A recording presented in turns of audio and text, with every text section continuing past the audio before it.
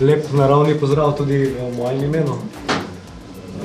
Kot je že Domen omenil, sem zadnjih 10 let svojega življenja posvetil raziskovanju naravne gradnje in naravna gradnja je zame način življenja. Drugače sem Janez Jordan, predstavnik kmetije Veles, po izobrazbi diplomirani varnostni inženir, po duši kmet, raziskovalec, že rečeno. Večinoma z tega svojega znanja sem dobil iz prakse in sicer kot oskrbnik muzeja na prostem sem videl, kako se obnašajo oziroma te stare hiše, večinoma so bile brunarce pokrite s slamo. Predvsem ta slama me je pritegnila na začetku, kako slama na strehi zdrži tudi do 30, 40, 50 let, včasih sem rekel, kaj šele potem noter na suhem, v stalni konstantni vlagi. Potem sem začel to raziskovati teoretično, praktično tudi na delavnicah, na kar sem dobil tudi prvo zaposlitev pri podjetju Naravno gradnje in dolgo časa sem sodeloval tudi s podjetjem Gnezdo. Na kratko še predstavim zavod Veles, v katerem delujem. To je Zavod za trajnostni način življenja, socialno podjetje. Predvsem se trudimo ozaveščati ljudi o prednostih naravne gradnje. Izobražujemo, dajemo mentorstva samograditeljem ter seveda izvajamo delavnice. Ponujemo ilovico v prahu, na to pač smo zelo ponosni.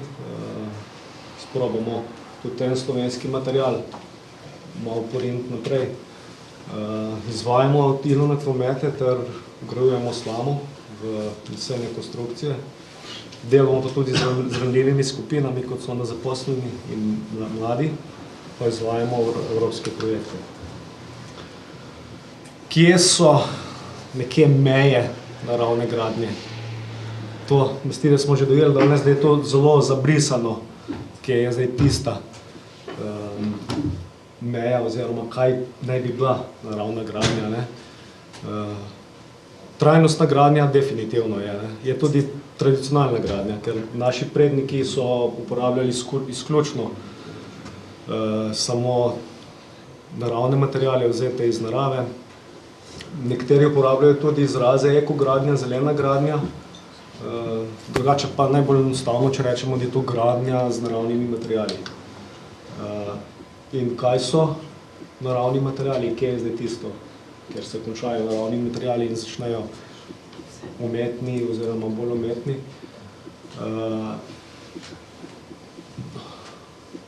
To je ena stvar, je energetska učinkovitost. Te naravne materiale dobimo direktno iz narave, z minimalno energetsko obdelavo. Drugače pa moramo biti čim več bolj brez ekstremov. Recimo za nekateri je cement že čisto umeten material, čeprav v osnovi to je naravni material.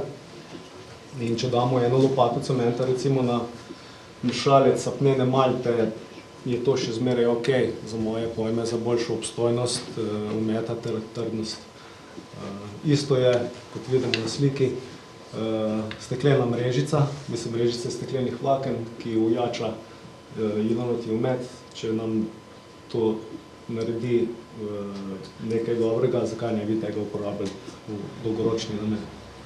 Drugače pa je tudi naš slogan naše kmetije posodabljamo tradicijo, kar pomeni, da tradicionalnim materialem dodamo kanček sodobnega za boljšo obstojnost.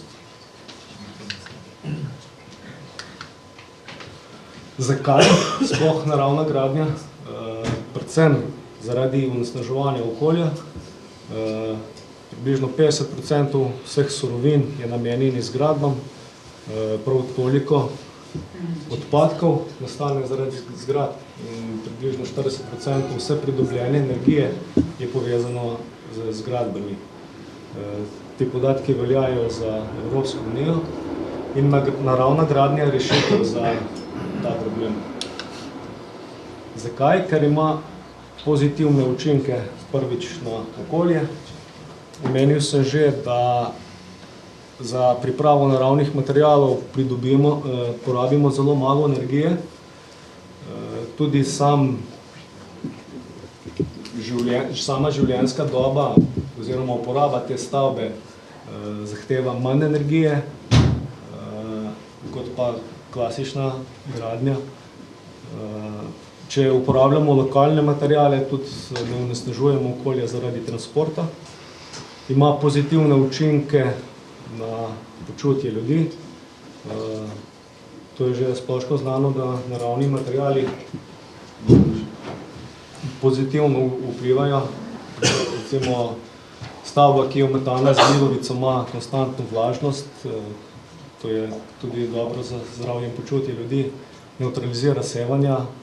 Slamnata bala oziroma slama preprečuje, da pride sevanje od zunaj notri v prostor. Ter gradnja takega objekta oziroma hiše ima tudi terapevtski učinek na ljudi. Kot tretje pa ima pozitivne učinke na družbo, ker spodbujamo trajnostni način življenja, posodabljamo tradicijo ter tudi ohranjamo tradicijo ter kulturno dediščino. Kaj pa finance? Upoštevati moramo stroške celotnega življenjskega cikla zgradbe, in sicer strošek proizvodnje materiala, sem že omenil, da je veliko cenejši. Strošek gradnje je ponavadi dražji, zato ker ti materiali zahtevajo veliko ročne obdelave, kar pomeni toliko več ur, na koncu je dražje. Največkrat je glih ta težava, ker ljudje gledamo strošek gradnje in glih ta strošek je ponavadi več. Strošek uporabe stavbe je tudi nižji, sploh če primerjamo strošek ogrevanja ter hlajenja stavbe, ker taka stavba, recimo ima standard pasivne hiše, ter strošek rušenja oziroma razgradnje je spet manjši, ker materiale lahko z lahkoto recikliramo ali pa jih kompostiramo, spravi jih damo nekam na nivo in čez čas dobimo kompost. Jaz prav zastopam, da je slamnata beta dražja kot klasična opečna beta. Zdaj v osnovi je tako, odvisno, koliko se sam kdo loti delati. Načeloma je približno isto, oziroma je malo dražja ta del, strošek gradnje. Aha, razumem. V celem strošek celotnega življenjskega cikla je pa definitivno nižji.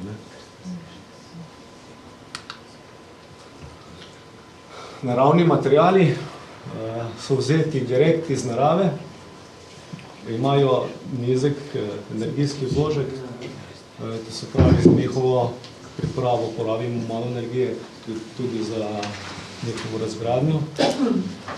So minimalno obdelani, poznamo nefabricirane, to so recimo žagen les, slamnata bala, ilovica v prahu, prefabricirani, lepljen les, slamnate plošče, konopljine plošče, ilovate plošče. Poznamo lokalne ter uvožene. Lokalni so po večini nefabricirani ter uvoženi materiali prefabricirani. Tradicija naravne gradnje. Naši predniki so uporabljali izključno naravne materiale, ki so jih vzeli direktno iz narave ter so bili tudi lokalni. Po večini niso imeli druge izbire, ti materiali so jim tudi odlično služili. Drugače pa ima naravna gradnja več tisočletno tradicijo, oziroma če pogledamo že z bivališča iz samega začetka, ko so se začeli ljudje delati, so seveda iz naravnih materialov. To je bil kamen, ilovica. V Sloveniji seveda isto, predvsem imamo v Sloveniji veliko lesa in v celi Evropi, ki je bilo to zelo razširjena gradnja z lesom. Danes se uporablja ta gradnja, lesena gradnja v manjši meri, vendar je še vedno prisotna, predvsem za skeletne konstrukcije, ostrešja, stenske tertalne obloge ter pohištvo. Zakaj pa je les? Zakaj se les uporablja manj? Predvsem zaradi nezaupanja ljudi, ker les je gorljiv, je neodporen na vremenske vplive ter ima tudi škodljivce. Vendar danes poznamo različne tehnike ter tudi dobimo že različne materiale za zaščito lesa, tako da je zadnje čase spet v porasti. Lastnosti lesa zagotavlja dobro statično varnost, je trden, je elastičen, dober izolator, ometan z ilovico ne gori in ne razpada, o tem bom povedal kasneje malo več.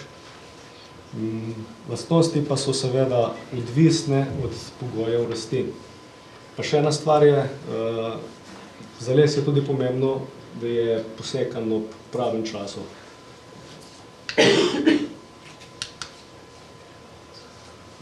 Gradnja s slamo ima dolgo tradicijo, tako v Sloveniji kot v tujini.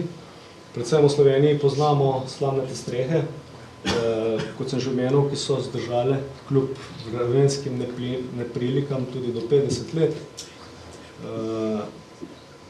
Če pa primerjamo zdaj slamnato balo, ki je na suhem in v stalni konstantni vlažnosti, to drži tudi več stoletij.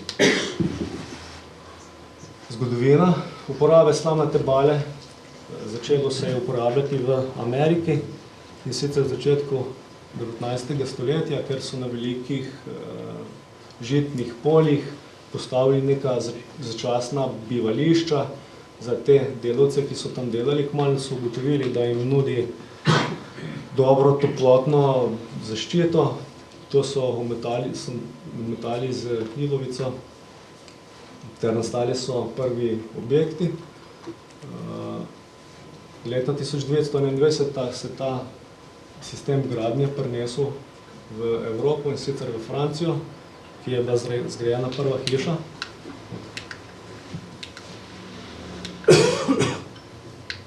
To je... Hej, Janez, mogoče, če bi ta del šel hitreje skozi pol več, ko bom bil vprašanje po moje pri praktičnem delu. Ker ti si tisk, ker imaš največ tukaj izkušenj, zato po moje fajn hitrejši na tisk mogoče. Tam več že ga. Ok, dobro. Hiša ista še vedno stoji in še vedno v uporabi. Certificiran material tudi že v nekaterih evropskih državah. Sestava slame ni pomembna. Pardon, kaj je hemiceluloza? To je sestava slame. Celuloza, hemicelulignin, druge snovi. Sestava slame je zelo podobna sestave lesu.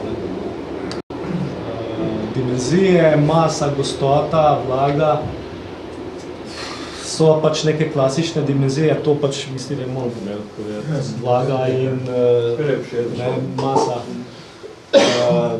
Dimenzije so pač klasične, ampak nekatere bale imajo 10 kil, ki so zelo slabo skompresirane. Kakšna pa specifična teža slame, ki bi se uporabljala za gradnjo? Zdaj lahko jaz tako povem, kakšni so standardi v Nemčiji. Slamnata bala, ki je dolga 90, visoka 35 in široka 50, mora imeti od 15 do 18 kg. To se pravi, z drugimi besedami, kubik slame mora biti od 90 do 120 kg. Zbite. Ja. Ker forejo, da stroj naštimajo tako, da... Ja, zdaj stroj je tako, stroji lahko oni naštimajo, kakor jim paše. Zato pač mora biti gostota dobra. Kot prvo, da je izolacija dobra, kot drugo, tudi tako slamnato balo je potem lažje ogrevati in lažje z njo manipulirati. Lažje jo je rezati in tako naprej. Vlaga. Je že nekdo prej nekaj omenil, kar se tiče vlage. To moramo paziti, da se slama zbalira na polju, da je vse suho. Ne samo slama je že v osnovi suha, ampak tudi vse ostali primesi noter, razni pleveli pač mora biti suho. Ter potem shranjeno na nekem zračnem prostoru. Definitivno ne v kakšnih kletnih prostorih ali pa s folijo pokrito. Noter se spet potem nabere vlaga v slami in potem taka slama ni primerna za vgradnjo. Drugače pa vlaga ne sme presegati 15% za vgradnjo. Sam, če lahko vprašanje, pri tistih priporočilih, ali kaj, ker nekateri pravijo, ni slabo, da je tudi, če jo dež spere, pa da se obrne, da več plev ven pade, glede tega, kakšno priporočilo, ali ni? Ne vem. Ne, to kakor dobiš. Ne. Ker načeloma pač več, ki prahu nabali gor, pa to, ne, z njive kot take, ki skombajna ven, nekič si tako izbalira, brez da se to karkoli obrača, ali pa to... Ja, sem to noben ne obračal v praksi, ne. Najboljše je pustiti potem, ko se požanje še, da vem, 2-3 dni na njivi, je res suho, pa potem balirati, ne. Jaz sem slišal, da je ena mala vlaga, recimo, kot je ta nočna, bila ravno dovolj, da se potem lahko tudi lepše stisne. Ja, res je. Večja gostota, da se reži. To se pravi, trdota navzgor ni problematična. Ne. Če se napale ne stiska, doda. Ja, lahko, pač on lahko na balernem stroju naštima, kakšna je kompresirana, ja. Kaj pa trakovi, oziroma ta špazi, zašto vstaja? Je. So v bistvu to je noter potem upasano pridemo tudi še do teh konstrukcij. Toplotna prevodnost je 0,45 W na meter Kelvin, prehodnost je pa celega konstrukcijskega sklopa, to so pravi les, ometov, tudi deske, če je po deska na noter zoni. Je nekje, če je stena široka 35 cm, 0,12 W na kvadratni meter Kelvin, če pa je debelina stene 50, je to 0,1 W na kvadratni meter Kelvin, kar zadostuje standardu pasivne hiše v Sloveniji, ki je 0,015, oziroma manj kot 0,15 W na kvadratni meter Kelvin. To je en zanimiv graf. To imamo različne konstrukcijske sklope, modularni blok, parobeton, parmirni beton, vse po 30 cm, pa stiropor 30 cm. Pogledamo, če toplotno prehodnost slamnate bale, nekje 0,1 oziroma 0,12, pride skoraj do 30 cm stiropora plus 30 cm, kar je zelo dobra izolacija. Gorljivost, delali so tudi teste na Univerzi v Dunaju in sicer testirali so neumetano balo ter celo steno umetano z ilovico in koeficient gorljivosti neumetane bale je bila F30, umetane pa F90, to se pravi, da zadostuje vsem požarnim zahtevam. Za vrtce, bolence in vse. Ja, samo to je v Avstriji. Zdaj je nekaj res, da vsaka država to ima nekaj po svoje rešeno. Kako je točno v Sloveniji, še ne vemo, ker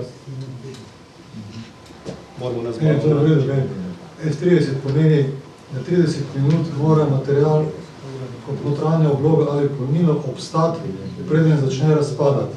Pri tem ne sme z njega kapljati in ne sme goreti. Lahko se pa dimi. Ja, sem tudi v bistvu. Goreti tudi ne more, ne? Ja, in 30 minut mora biti časa in to 30 je minimalne zahteve stanovanjske hiše. 90 je pa že za javne objekte, kot so vrtci in šole. Pomeni, da metalna pa zdrži 90 minut taka konstrukcija. In to je vredno. Tako se rekel, zelo vredno, koliko drži. Njim grede z ometom zdrži tudi 180 minut pa še dlje. Ampak to nobenega več ne zanima, ker tiste velja samo za naprimer gledališča z 5000 ljudmi, narejeni slamnatimi balami, kjer moraš ti 5000 ljudi spraviti po evakuacijskih poteh ven uri in pol. Takih objektov še noben ni napadel za slamnatimi balami. Zato tisti drugih meritev ne prikazujemo, so pa tudi naprej narejene in držijo. Toliko podporo, mogoče malo. Hvala. Konstrukcija oziroma tipologija gradnje s slamnatimi balami. Tipologije odvisno je od konstrukcij in sicer poznamo endoskoletno leseno konstrukcijo. To so pač klasične konstrukcije, že Darko prej povedal. Konstrukcija, to je pač zelo razširjena v Sloveniji. Poznamo skrbne kozovce, ki so narejene na ta način. Je zelo priljubljena ter tudi tradicija, da ljudje zaupajo. Vse statične zahteve tukaj prevzame lesena konstrukcija, ter slamnate bale so noter samo kot polnilo. Zato lahko rečemo, da gre tukaj tudi za leseno gradnjo, ne pa slamnato. Je pa nekaj to je vgradnja slamnatih bal v tako konstrukcijo zelo zahtevna, rabimo zelo veliko znanja, ter vseeno je poraba materijala pri teh konstrukcijah za umete veliko višja, kot pa, če je konstrukcija prilagojena. Kot za primerjavo, ne sam povem, da je poraba, če so balje zelo dobro sfiksirane, nekje od 50 kg na kvadratni meter naprej. Prilagojen?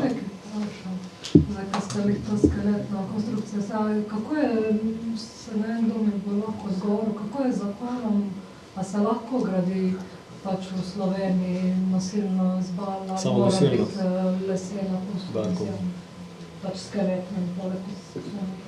Jaz sem imel projekt, katerega v bistvu smo hoteli izvesti in sem tudi na upravno enoto pa na občino pristojno klical.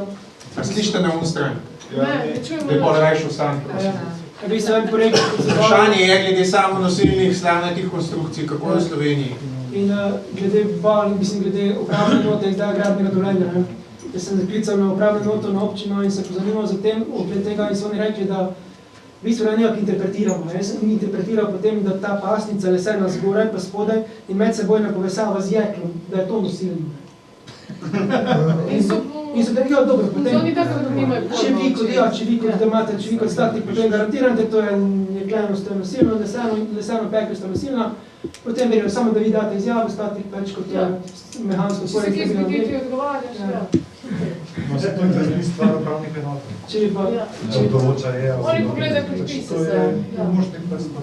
Če pa napisal, da je bala samonosna konstrukcija, pa ne bi šlo. Ja. Pač potrebno je malo zgrefati.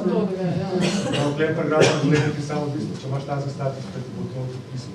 Ja, okej, super. Predpisov pa ni zavržen. Ker bala ni standardizirana kot gradbeni material, nosilni, je ne moreš upoštevati tako. To se pravi, računate statiko, ne? Računate statiko. Recimo, kako pa upoštevate to polnilo? To pač kot specifično težo, potem ilicama. Ja, recimo. Ne. Kot oprotno izvrtijsko polnilo upoštevate. Za dimenzionirate za potres. Ja. Pri leseni gradnji je slama polnilo, ko ste na lovo.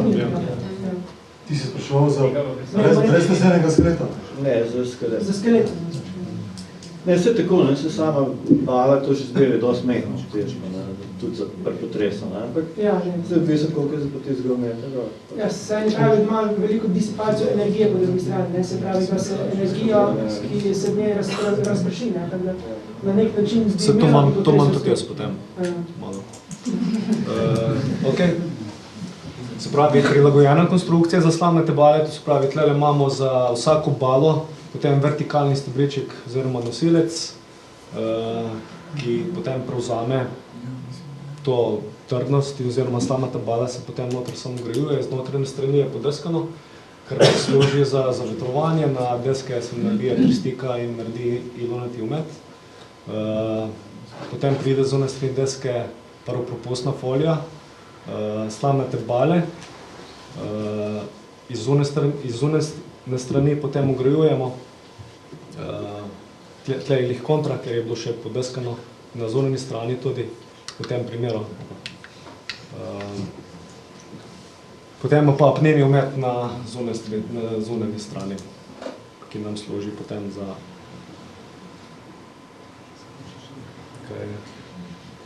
predvremenskimi. Parna ovira pride na zunanjo? Na notranjo stran, da ne dopuščamo, da gre para potem iz notranje strani, iz prostora, potem v te slamnate bale.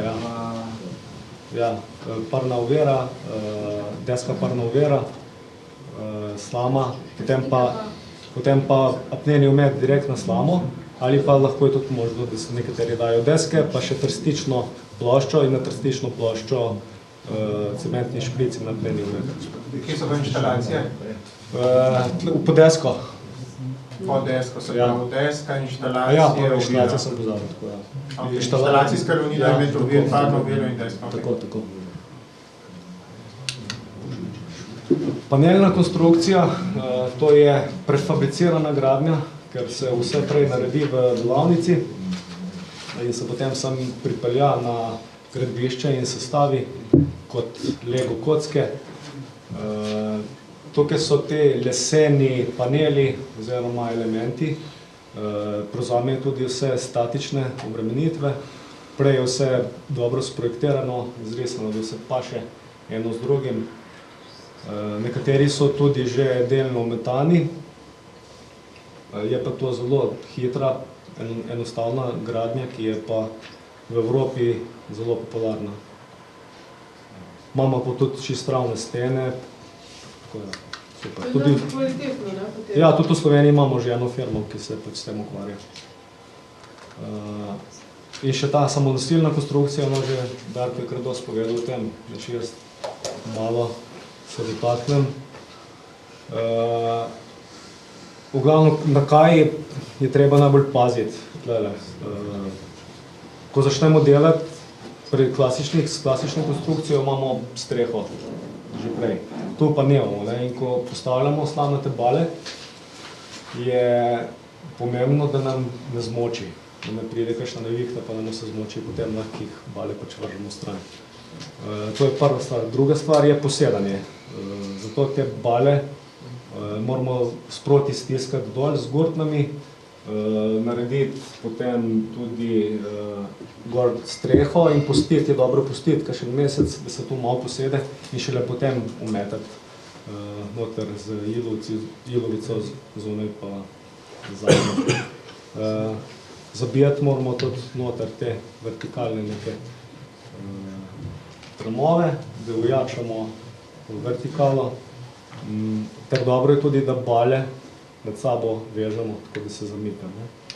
Gradnja s jumbo balami je tlele v tem primeru veliko lažja, zato ker so večje in bolj stabilne. Z malimi balami pa je to, enkrat smo probali en tak testni objekt narediti in to je bilo katastrofa. Je vse se majalo in dokler ni bila streha gor, pa vse umetano je to še kar pisalo. Gradnja z ilovico. Ilovica je tudi en tak super material zame. Jaz, ko sem ga spoznal, sem se takoj zaljubil v njo. Je pa netipičen gradbeni material. To pomeni, da se na vsakem nahajališču je drugačna, kar pač moramo upoštevati pri sami gradnji. Nahaja se nekje do 30 do 40 cm površin. Je mešanica gline in peska. Ponavadi je gline veliko več noter kot peska, zato je ta naravna sestava ponavadi ni primerna za gradnjo in je treba za gradnjo potem vedno popraviti to mešanico. Po večini je treba dodajati pesek. Paziti pa moramo tudi, kakšno granulacijo peska dodajamo, sploh pri finih ometih. Zgodovina gradnje z ilovico.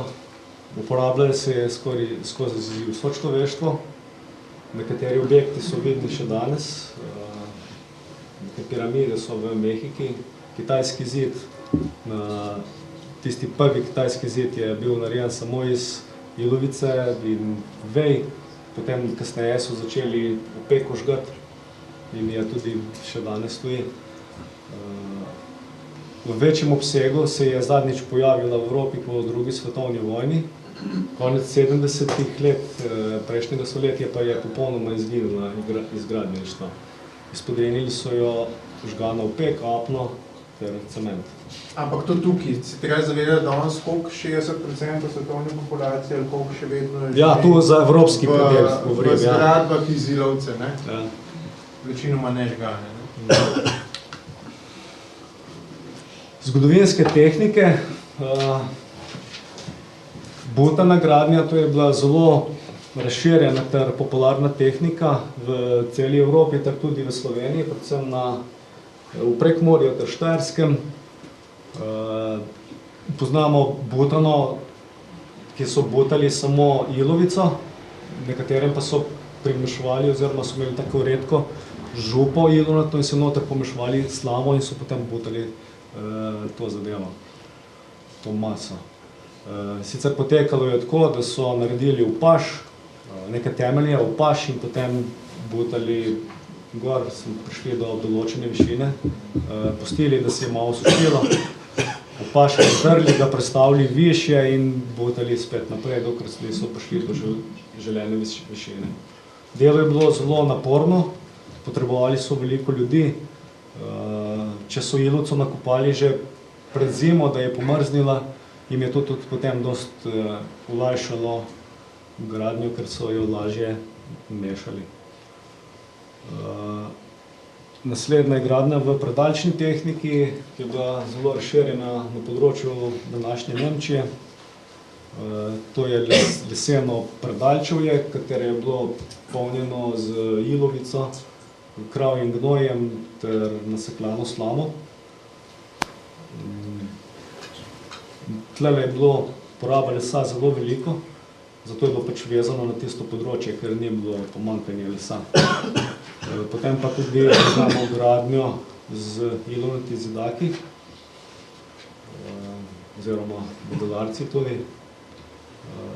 Ta gradnja je bila razširjena predvsem v subtropskih področjih, ker je bilo malo dežja. V Mehiki, na Kitajskem, v evropskem prostoru, pa najbolj v Italiji. Poznamo pa opeke, ki so sušene na zraku, požgane opeke. Te sušene na zraku so bili bolj dostopne, so bili cenejše, niso pa tako trdne ter odporne na vremenske vplive. Požgana opeka pa je postopek pridobivanja oziroma priprave je zelo podoben, samo da se potem zapečejo v lončenih pečeh na visoki temperaturi. Te opeke pa so bolj odporne tudi na vremenske vplive, ter bolj trdne seveda. Uporaba ilovice danes, sodobna uporaba ilovice temelji na tradicionalnih tehnikah. Ilovnata gradnja se je vrnila potem spet konec 90-ih v Nemčiji, Franciji, v Sloveniji pa je prisotna zadnjih 10 let. V zadnjih letih je zelo veliko zanimanje za gradnjo z ilovico, predvsem za ilovnate omete. Velika pa je tudi ponudba že ilovnatih materialov, imamo lokalno ilovico. Tehnike gradnje z ilovico, najbolj priljubljeni in razširjeni ilovnati ometi.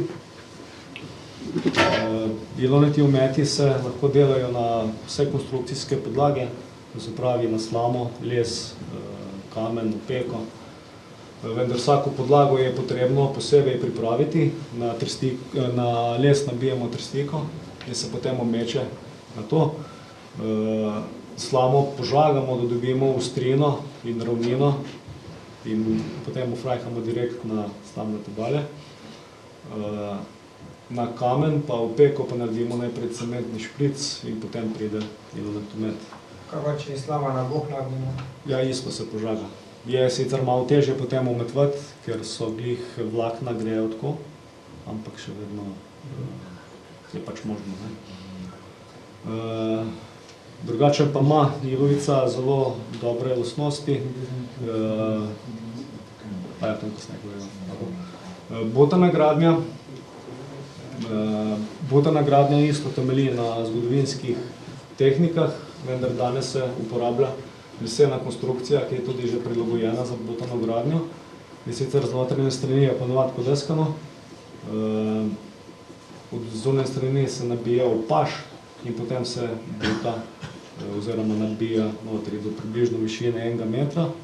Pusti par dni, da se rahlo usuši, premakne opaš višji in pač tako do vrha. Ko se potem vse skupaj usuši, kar traja nekje tudi do pol leta, se iz zunanje strani namontira trstične plošče, naredi cementni špric in omeče z apnenim ometom. Z notranje strani pa pride ilovnati omet direkt na deske. Moramo pa paziti s tem načinom gradnje, da začnemo na pomlad dovolj hitro, da se potem do zime potem osuši. Da nam ilovica ne zmrzne, ker če zmrzne, potem se spet spremeni nazaj v prah in nismo naredili nič. Dekorativni ometi, ilonata barva, to je že tone, dosti podobno predstavo. Bi pa samo omenil, da so v osnovi namenjene za to, da zaščitimo ilonat omet in ter seveda, da ga tudi utrdimo, ker sam ilonat omet je potem dosti se kruši, pa ti kamenčki padejo dol in je potem barva zelo priporočljiva, če ne kar obvezna. Isto je z dekorativnim ometom, on se dela zelo na tanko, kar nam omogoča, da damo več gline notri, s tem, ko je več gline, je pa tudi večja trdnost. Ilonate plošče je pa tudi, ne bi to ne da bom nekaj spogled besed. Lastnosti ilovice so odvisne od nahajališča. Od nahajališča pa potem spet odvisno, kakšna je sestava, in ta sestava je odvisna od sestave, pa so odvisne lastnosti. Vezivnost ilovice nam pove, koliko ima gline, procentni delež gline. Bolj, ko je masna, manj je peska notri, se uporablja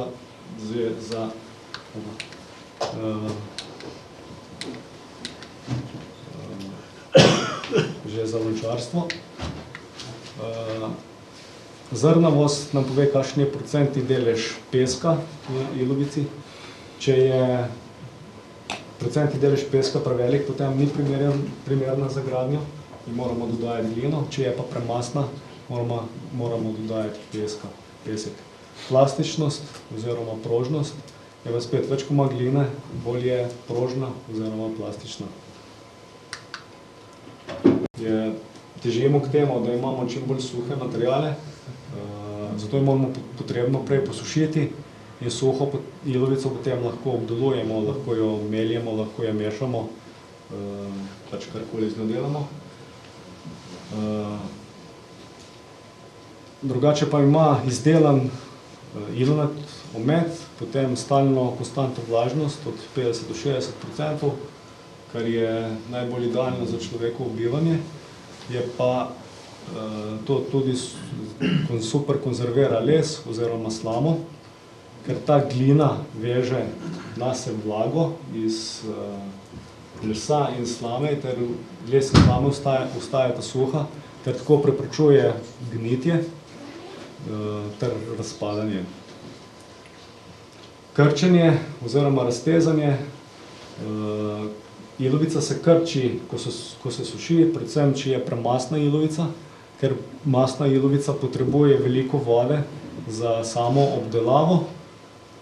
Zapravi se potem tudi pri sušenju izhlapi veliko vode, ter se krči in s tem poka. Drugače pa ilovica zelo dobro se razteza, zato je posebej priporočljiva za lesene montažne objekte, kjer vedno prihaja do nekakšnih premikov. Primerna je zaradi tega tudi za stensko gretje, ker ko se gremo nekaj, se pohlaja, se isto krči in razteza, ter seveda tudi za ilonate peči. Ognjevarnost, ilovica ter njeni produkti ne gorijo. Toplotna prevodnost je zelo visoka, zato ni nek dober izolator, je pa zato tako boljše shranjuje toploto oziroma jo akumulira. Isti namen za stensko gretje, ker potem sprejme velike količine toplote in potem to počasi podaja v prostor. Zvočno. A je to surova? In treba naš ekstra dodati? Nič. Greš kele na barje, pa skoplješ? Skoraj. Pridemo tudi do tega, ja. Ker res, ko sem jaz kopala tam na naš njivo, ker je se poplavljali sem gagala, ker sem mogla tisto glino ven metati. Ja, načeloma je vsaka ilovica dobra za gradnjo. Sem pa zbiralnik za vodo naredila z tiste gline, ko sem jo tako ven zmetala, ampak je pokad začela, zato ker jo nisem pač najbrž zalivala, pa močila vmes, pa popreden se je čist trdila, ali kaj. Ni treba nič ekstra dodati, je to... Se pravi, za gradnjo je potreba, zdaj, če je premasna, jo je potreba dodati pesek. Ne? Da imaš tisto pravo razmerje med glino in peskom, da potem ne pride kasneje do pokanja. Ne? Če je premalo masna, sem podvadil v Sloveniji, so vse ilovice oziroma posod po svetu, da so preveč masne. Ne? Da jim je treba dodati pesek.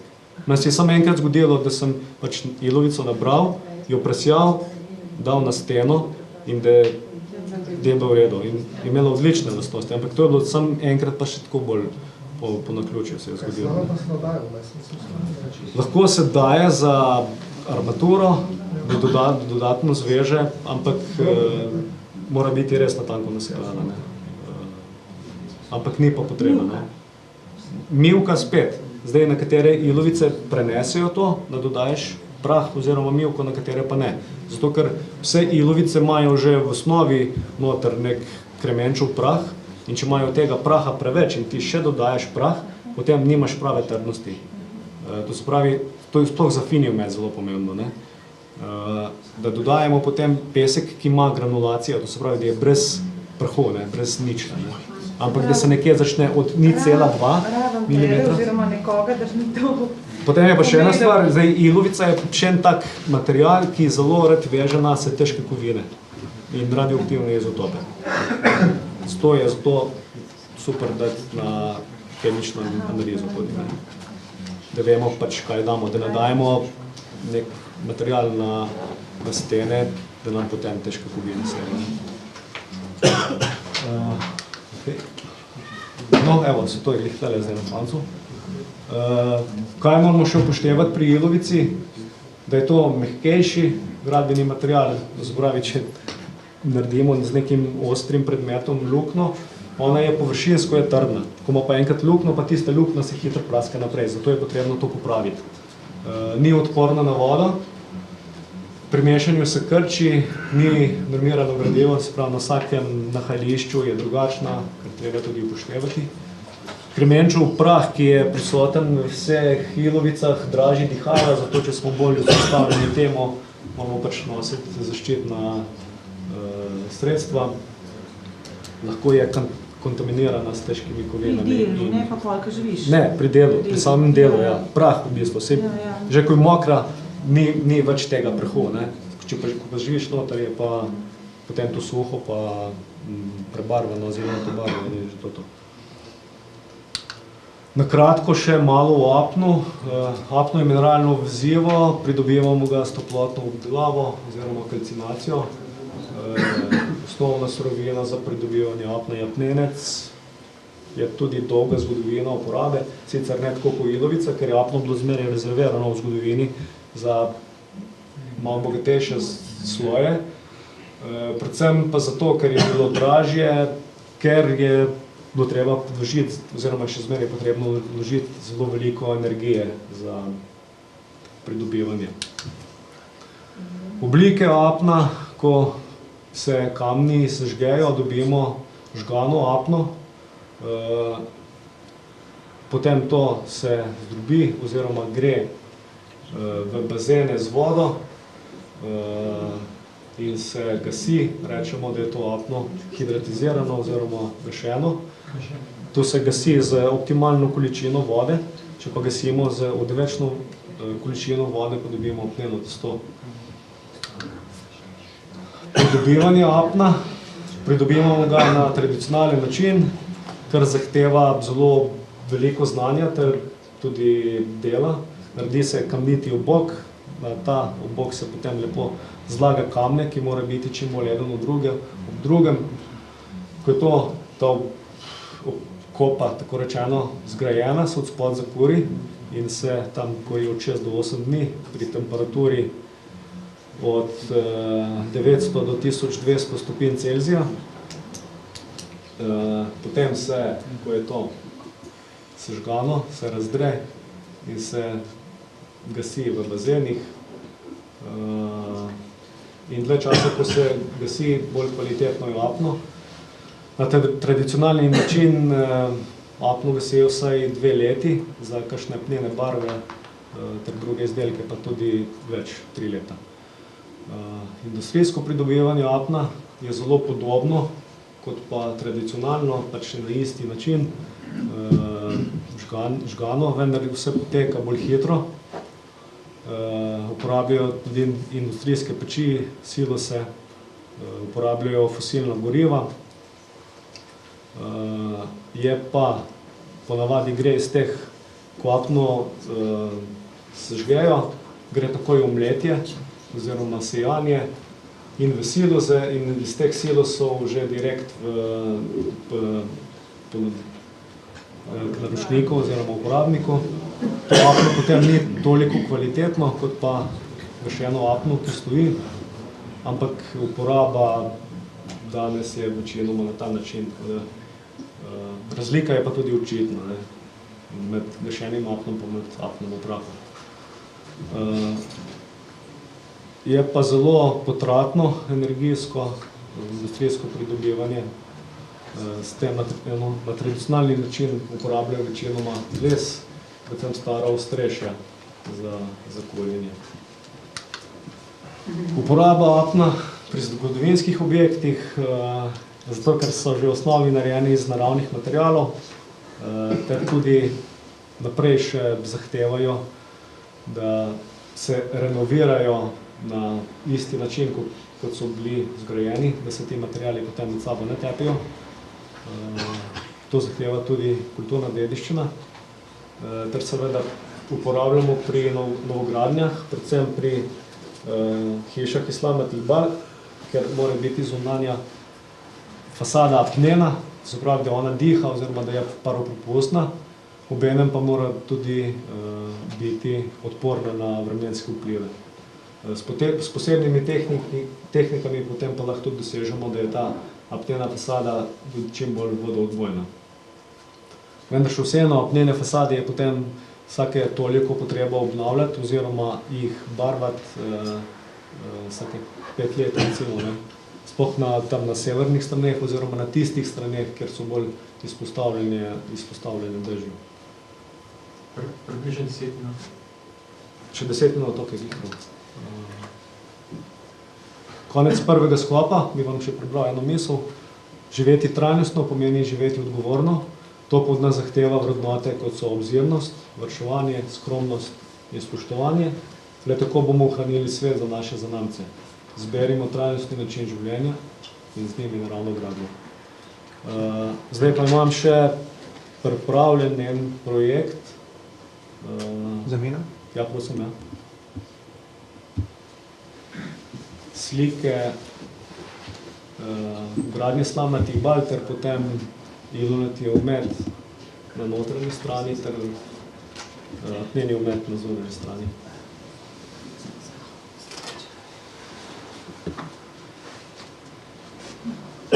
Ta projekt se je delal v Posavju in sicer zdaj je yoga center. Je pa bil pač narejen na klasično leseno konstrukcijo, ki ni bil nič posebno prilagojen za slamnato balo.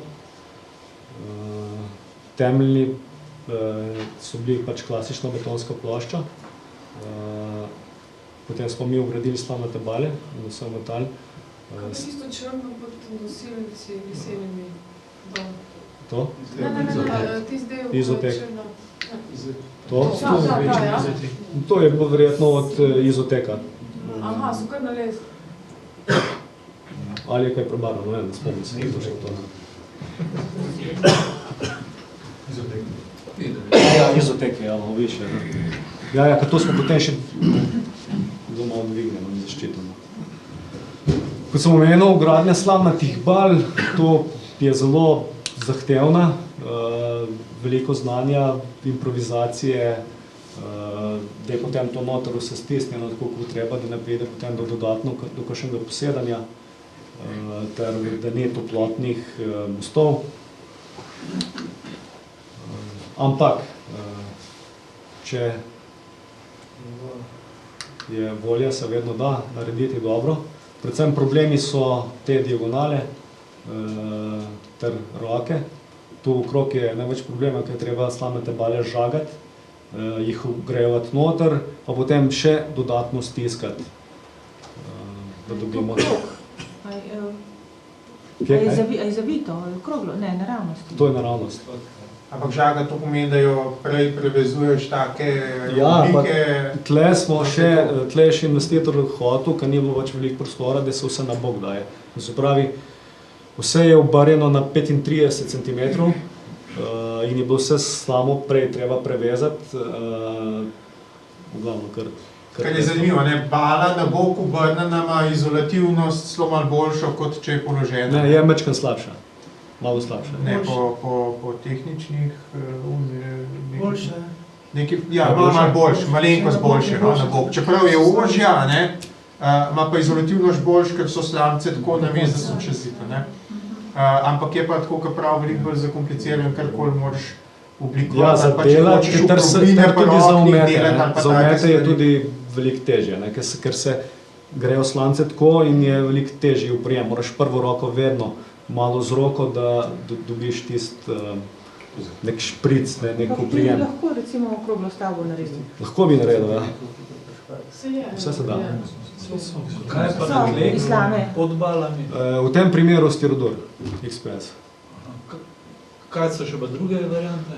Druge variante so, da se nabuta ilovica, pač da se dvigne nujno. Tle je že v osnovi je že betonska plošča dvignjena bila, 30 cm,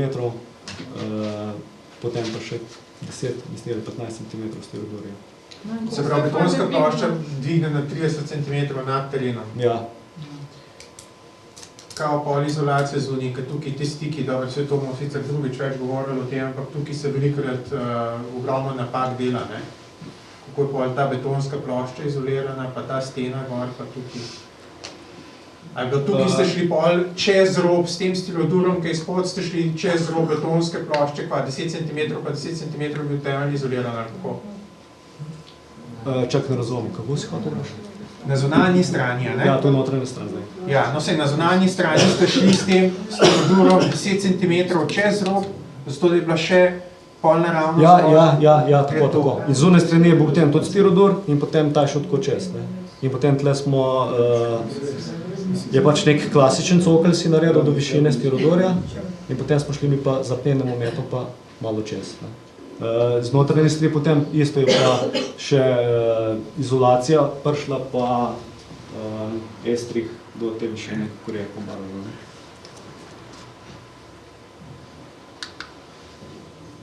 Isto, en detalj, zelo pestro za rešiti. Kar mogoče 5 minut nekak še.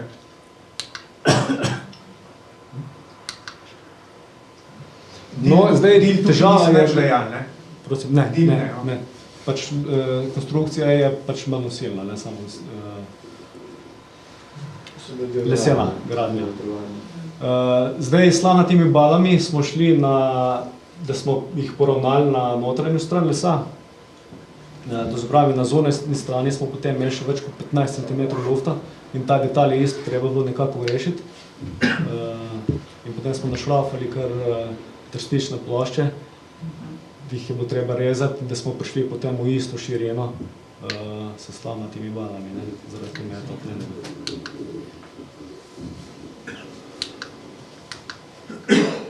Temu vse prištimati, zaščititi. Naredili smo tudi delavnico.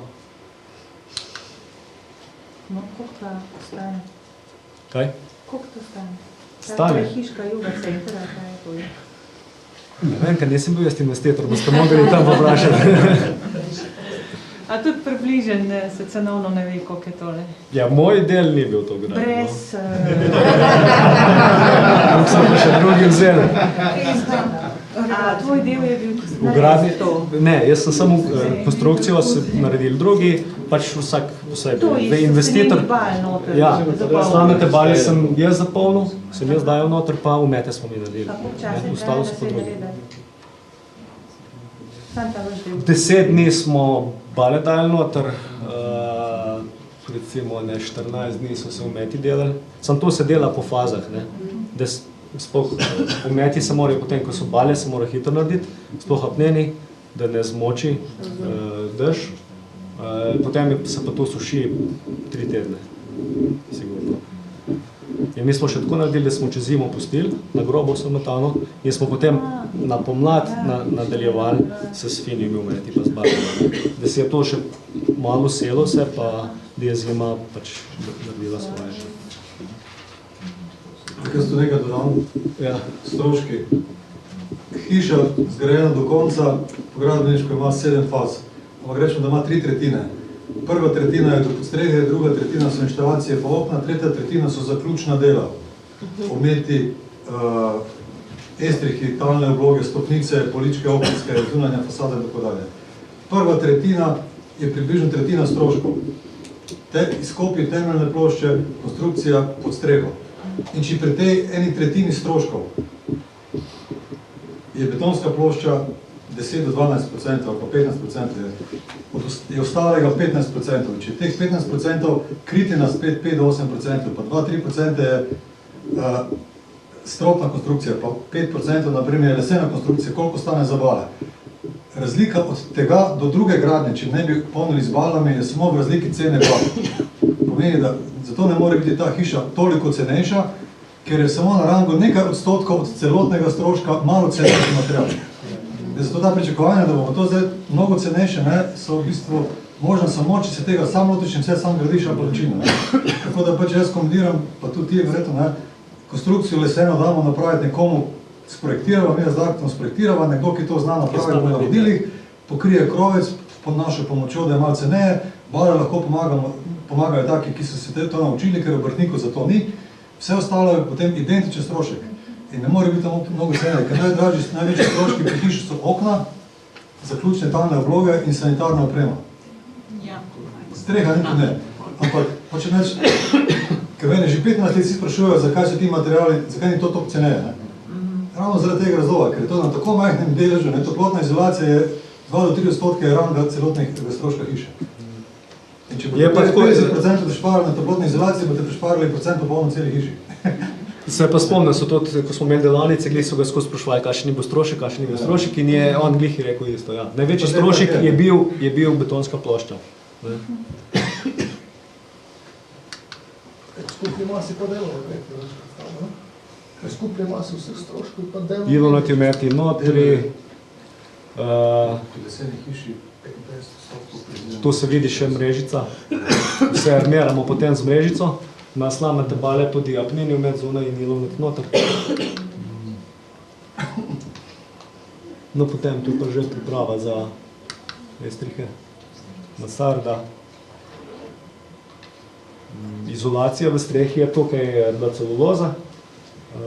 Potem smo na les smo nabili trstično pletenje, pa umetali tudi z ivlico. In to še zunaj priprave za apneni umet.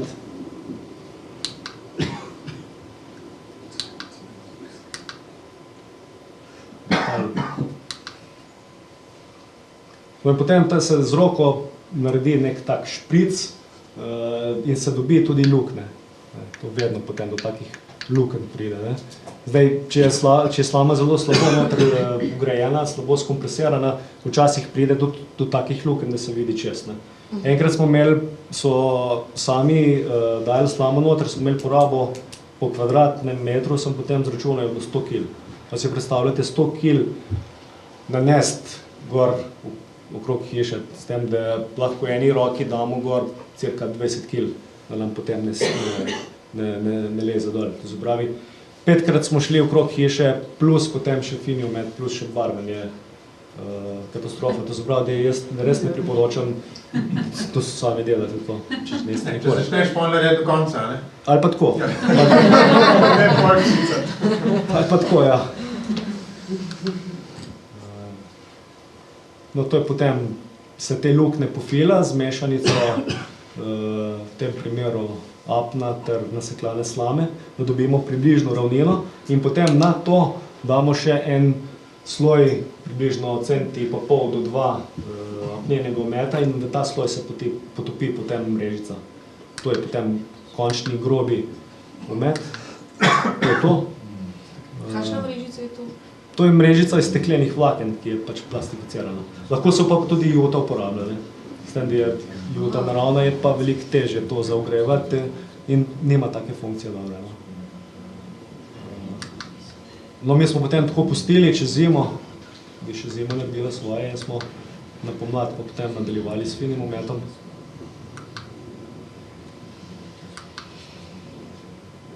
Fini omet se nanaša približno na pol centi debeline, ter se zariba s tako zaribavko. Na to, ko se je fini omet posušil, smo prebarvali še z apneno barvo. To je pa že prebarvano tudi naslednje. Kje pa to je? To je salon. Notri pa isto, fini omet z ilovice, približno na pol centimetrov debeline. Se nanese, počakamo, da glih malo zategne ter se zariba. In potem, ko je suho, prebarvamo z to barvo. Koliko je to pol debeline ta stena? Ta stena, ko je bila potem končana, je debela približno 35 cobale, pa na vsaki strani pride še približno od 3 cm naprej ometa. Ali pa recimo 3 cm. To se pravi dobrih 40 cm. Ja. Opažam, da se vse ometi so zaokroženi na špaledah pa na rogaljih. Ja.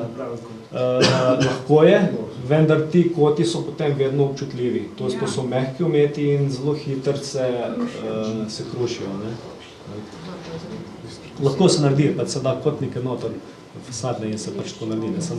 Tisti fini omet, tistih pol centimetrov potem štrli ven in zelo hitro pride. Na tak način je boljš. Pa tudi ljudje načeloma pri takih gradnjah, pri tej stranki prav, oni prav izključno so hoteli, da bi bilo čist bunkasto, ampak meni osebno ni to preveč lepo bunkasto, rahlo, velovito, ja, ampak ne preveč. Zdaj, bolj težave so, ker izvajamo tudi omete na pač novogradnje in hiše, ki so kocke, in take ljudi je malo težje prepričati, da ilovico zaobljamo na vogalih. Vendar potem, ko vidijo, kaj je narejeno, da so vsi zelo zadovoljni. Da razbije potem tisto monotonost te kocke. Znam mi te vprašam, kaj ste pa tukaj dali na notranji strani, ko ste rekli, da pride takoj z obalami pač parna ovira? Ne, to ne, tlele v tem primeru pa je omet direkt naslan na to obalo in ta ilovica notri potem regulira vlago v izolaciji, v slami, ter tudi les. Ko ima preveč vlage, ona posrka ven, ko je pa posrka ven in v prostor. Če se odločiš, da boš imel noter ilovnoti omet, bi šlo direktno na bale to delo. Kam pa daš inštalacije? Inštalacije so pa v tem primeru so bili ob stebru, že prej, ali pa je tudi ena varianta, ko se naredi grobi omet, da se potem poštema v omet noter, pa se noter v slamo da. Kak je pa gretje, ti govoriš? Gretje je v tem primeru talno, drugače pa dosti se ljudje poslužujejo pač neke kaminske peči na sredini za akumulacijo, to je že kdo naprej predlagal tudi, je zelo dobra rešitev. Kdo pa to dela, kaj vi ste v tej peči? Ne poznam osebno, nočem nobenega nič propagirati. To zbrav smo pa posebej vprašali. Lahko še nekaj vprašam.